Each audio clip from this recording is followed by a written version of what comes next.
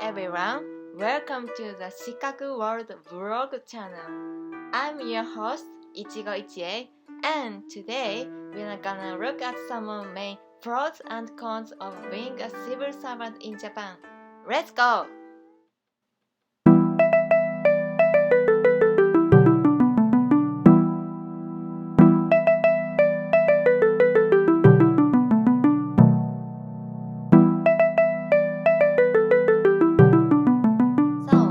Let's talk about civil servants, a term that defines workers who serve a public institution and perform their duties.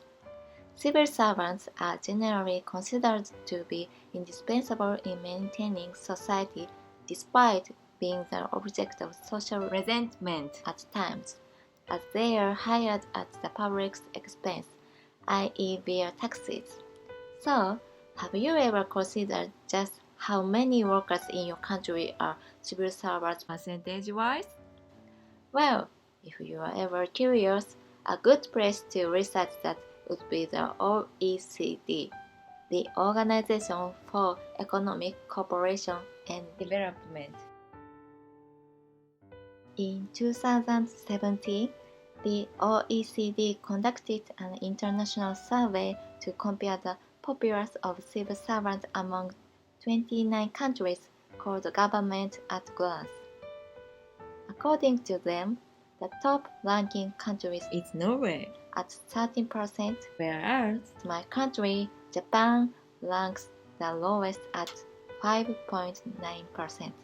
Yes, Japan has the smallest number of civil servants on the list. However, this doesn't indicate that this type of occupation is unpopular in Japan.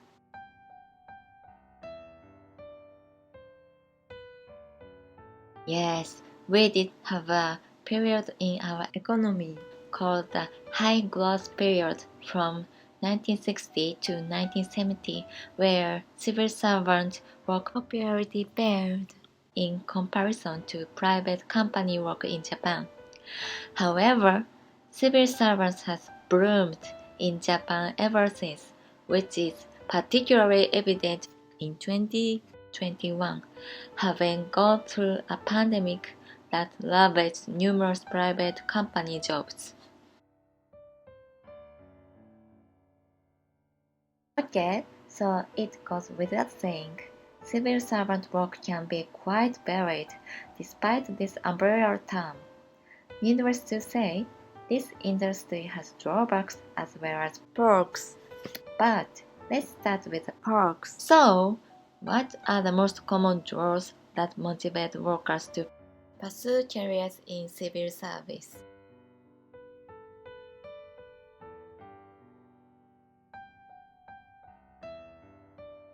According to another international survey, Japanese civil servants earn 1.25 times more than private sector workers.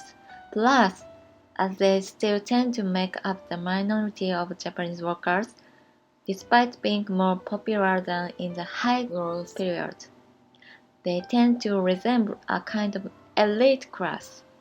Furthermore, they tend to receive preferential treatment in the form of substantial welfare programs and pensions. Civil servants very rarely get fired. On top of that, the salaries automatically increase per year. Moreover, their salaries are largely unaffected by recessions. Okay, so there are quite attractive perks, but what are the drawbacks?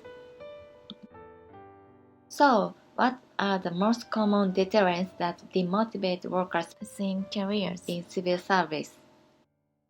For numerous reasons, including the common shortage of specialist staff, civil servants can often be assigned a task they are not best suited for. Furthermore, when varied assignment designation, such as in the form of department transfers, are short-lived, so can be the opportunity to develop new skills in each field. Because the world of civil service is seniority-based, it is easier for people who are liked by their bosses to advance than those who are merely skilled at their work. In other words, those who voice opinions that go against the hierarchical grain, prioritize family over work, or are simply not alike their superiors, may find themselves stunted in their positions. This conformity can starve the innovation of workers, let alone the civil service world.